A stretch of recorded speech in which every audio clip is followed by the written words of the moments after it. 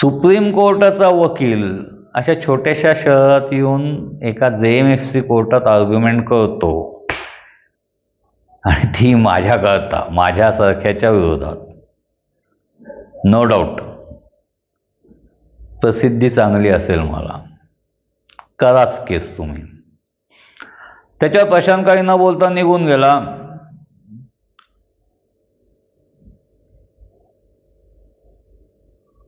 काजलने विचारलं, काय करायचंय साहेब, तुम्ही दाखल करून घेणार आहात का नाही? ती म्हणली, एक मिनिट ॲश, मी केस दाखल करत आहे, तुला करायचं ते कर.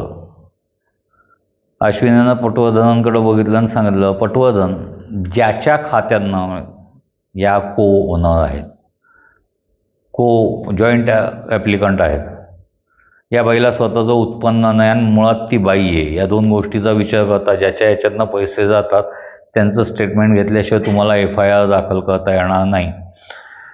नो डाऊट तुमचं पोलीस त्याच्यापर्यंत पोचणार नाही, मी फोन करते परत. म्हणून त्यांनी परत फोन लावला आणि सांगितलं की प्रीत,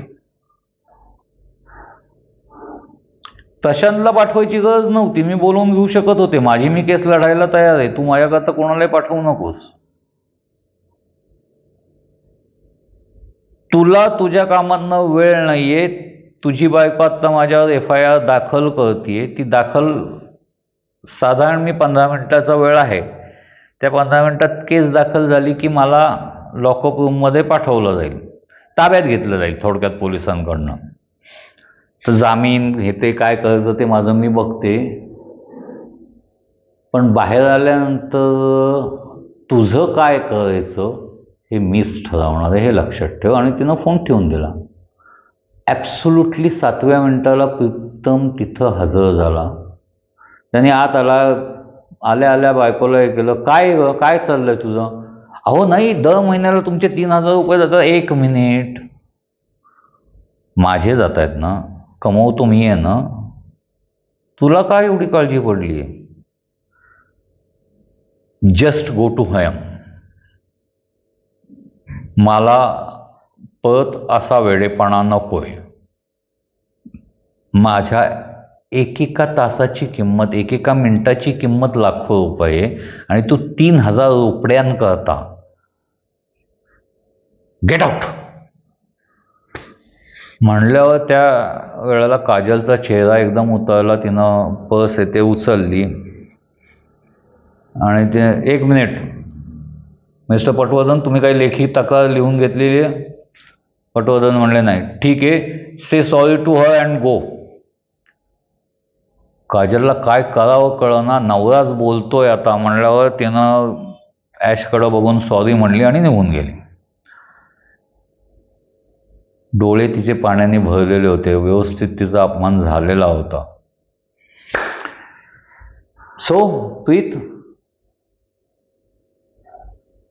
तुझ्या बायकोने आता हे प्रकरण उघडं केलंय, हे 3,000 रुपये कसले काय ते तू जर यांना क्लिअर केलं तर जास्त बरं होईल. कारण हे काय माहिती का, हे पोलीस खातं असं असतं ना, त्यांना एखादा क्ल्यू मिळाला की त्याच्यामागं ते असे खुरपत घुसत असतात.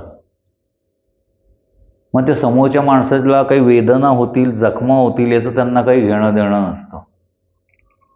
तू बोललेला बरं, मी निघते. इन्स्पेक्टर, डाव्या हाताने केलेलं काम उजव्या हाताला सांगू नको असं सांगणारे माझे वडील होते.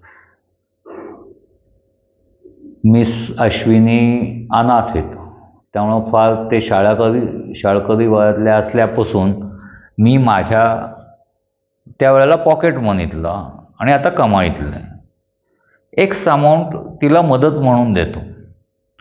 माझी कमाई भरले लाखो रुपये असेल, मला जी वाटते ती अमाऊंट मी तिला देत असतो.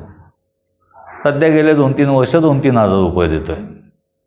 अगदी सुरुवातीला 500-600 पासून सुरुवात झालेली होती आणि त्यावेळेला मी शाळेत होतो. Any doubt, any question? Patwardhan म्हणले, नाही, ओके, क्लिअर झालंय, तुम्ही जाऊ शकता. चल ॲश, निघतेस माझ्यावर? अश्विनी म्हणली, नाही तू हो पुढं, मी येतेच बाहेर थोड्या वेळात. आता हा मला काय अरेस्ट करू शकणार नाही, तर मग याच्याकडं माझी राहिलेली कॉफी आहे तेवढी वसूल करते आणि येते. प्रीतम झंझावातासारखा आला आणि वादळासारखा निघून गेला, कारण त्याला पुढं त्याच्या कंपनीच्या मीटिंग्ज होत्या. पटवर्धनांनी शांतपणे चेहरा रुमालाने खसाखसा पुसला, सिगरेट काढली, लाईट करत लाईटर उचलताना त्यांना एकदम आठवलं आणि त्यांनी विचारलं, मॅडम तुम्हाला? ती हसली, दॅट्स गुड. तुला मॅनर्स यायला लागले बरं का पॅट आता हळूहळू. दे इकडं ते पाकिट, तू तुझी सिंगल ओढ. त्यांनी पाकिट घेतलं. पटवर्धनांनी पुढं झुकून लायटर ऑन करून त्यांची सिगरेट लाईट केली.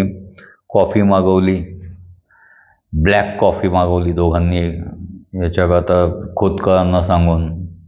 पटवर्धनांनी विचारलं, ॲश तू एवढी कशी बिंदास ग?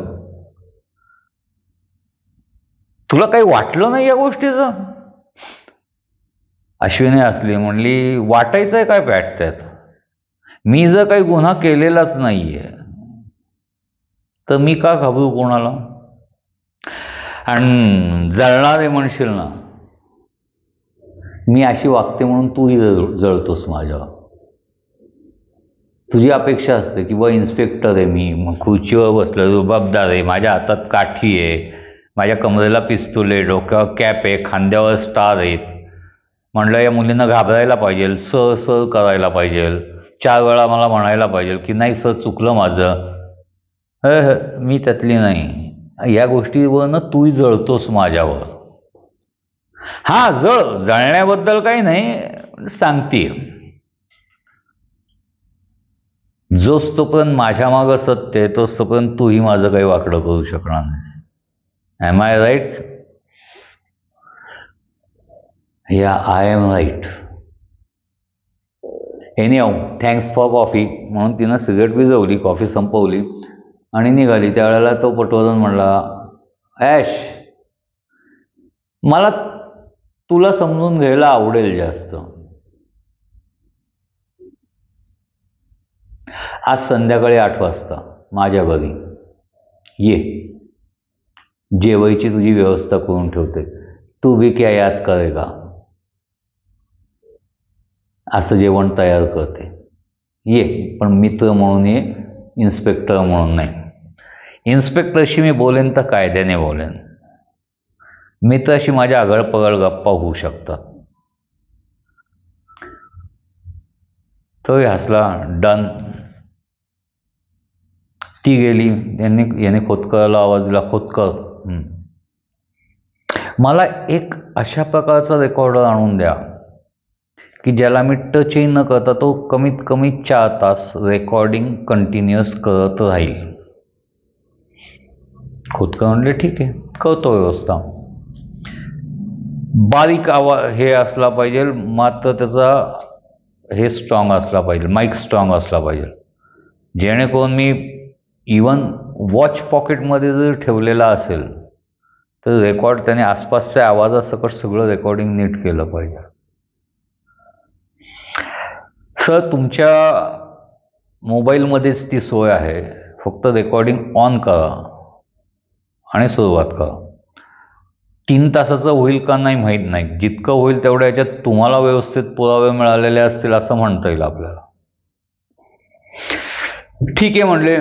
पटवर्धन घरी गेले. त्यांनी आवरलं, मस्त सफारी सूट घातला, स्प्रे बी मारून, एक गुलाबाचं फूल घेऊन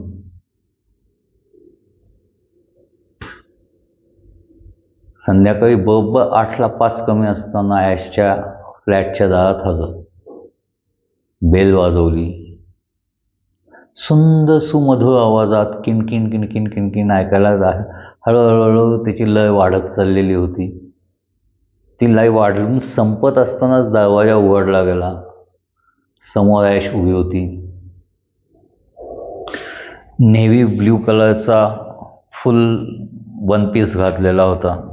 शांतपणे अशी बघत होती. हाय पॅट, प्लीज कम इन.